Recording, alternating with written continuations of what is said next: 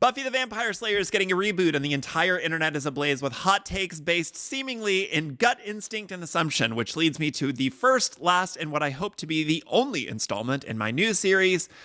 Sure, I guess I'll Google that for you. First up, I thought Joss Whedon was canceled. Why are we giving him another shot? Doesn't this just mean that cancel culture isn't real? Why are we giving this awful man another TV show? We aren't.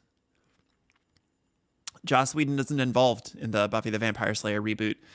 In fact, had you Googled this at all, instead of just shouting on the internet, you would have found that he has not worked in Hollywood in about 5 years. In fact, if you look at the cast and crew that have been publicly attached to it, it's an almost entirely female-led production. You'll see Sarah Michelle Gellar there, no surprise, as well as Oscar-winning filmmaker Chloe Zhao, and of course, Dolly Parton, who you may not know, produced the original series. In fact, she was very heavily involved and sent the cast a lot of gifts. Joss Whedon has absolutely nothing to do with the production. It's not even attached as like a created by. I Googled that for you. Speaking of Sarah Michelle Gellar, if we're gonna do a Buffy reboot, why not a new Slayer? If she's gonna be involved, why couldn't she just be in an advisory role like Giles was? That's what's happening.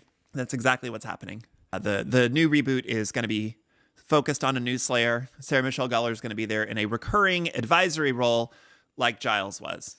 But she's not the main Slayer. I Googled that for you. That's exactly what's happening. We are getting a new Slayer. Third, isn't this the death of new media? Do we need yet another reboot? That one doesn't take a Google. I don't know. I don't know what to tell you there. We do seem to be in an era where the only thing on television or in film is just reboots, sequels, prequels, and rehashed IP that we all know and love. Like, I love Wicked too, but yikes, how many versions of The Wizard of Oz do we need in theaters? It's great. It's great. Don't come for me. It's great. I love everyone involved. It was a great production, but how, like, pretty much everything that came out in like the last 6 months is a sequel, a prequel, or some sort of reinterpreted pre-existing IP. So I'm with you on that one.